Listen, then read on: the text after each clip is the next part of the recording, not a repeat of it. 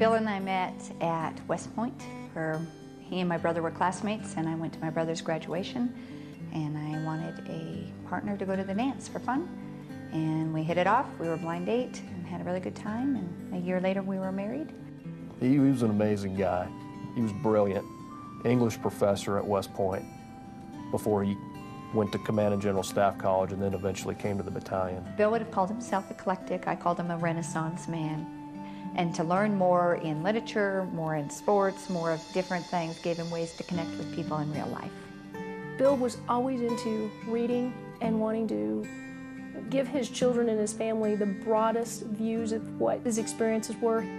Richelle and Bill have four children: Allie, Tori, Lily, and Bill.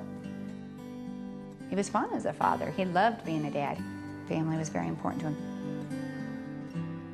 Young officers, they flocked to him because of his personality. He was well educated. He had a great family life. He was a sports fan, and he drew every population of young Army officer to him. He specifically told me, I am not going to hide behind a desk. I'm not going to send other people into harm's way and stay behind. I will go out with my soldiers and do what I'm asking them to do.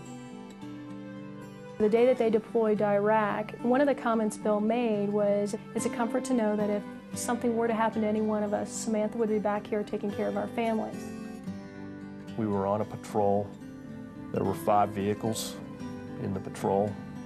Me and my team was in the second vehicle. Bill and my headquarters battery commander and 3 other soldiers were in the third vehicle.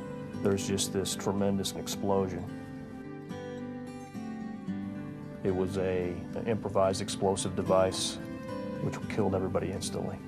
You get home and life is fine, and the baby's asleep in the car, and you take him out and you put him to bed, and you tell your older daughter that she can take the dog out, and when you walk to the door, they're standing there. You know the uniform protocol. You know which uniform means he's injured, which uniform means he's not coming home. One of the first things that goes through a military widow's mind is financially, am I going to be okay? And it felt great to be able to sit there and tell her, yes, you are.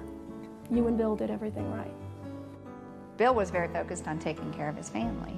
We both were. He was quite a long-term thinker in the aspect of taking care of the future. The military has a term life insurance policy. We also had whole life insurance policies. Because of life insurance, Richelle was able to relocate their family to the Colorado area. She would have had to go back to work, which she's been fortunate enough not to. If they come in and there's a financial issue, I'll never tell a client to stop paying for their insurance. To me, that's the most important thing. Life insurance is important because life is the only thing that we know isn't going to be forever. If Bill had not been so prepared for the possibility of his early death, Richelle and the kids would be struggling. They wouldn't have these abilities of just not worrying. This is something you can do so your family can live their life to the fullest. Talking about life insurance is probably one of the least favorite things to do, but it's the most important. Because there's never an if I'm going to die, it's a when I'm going to die.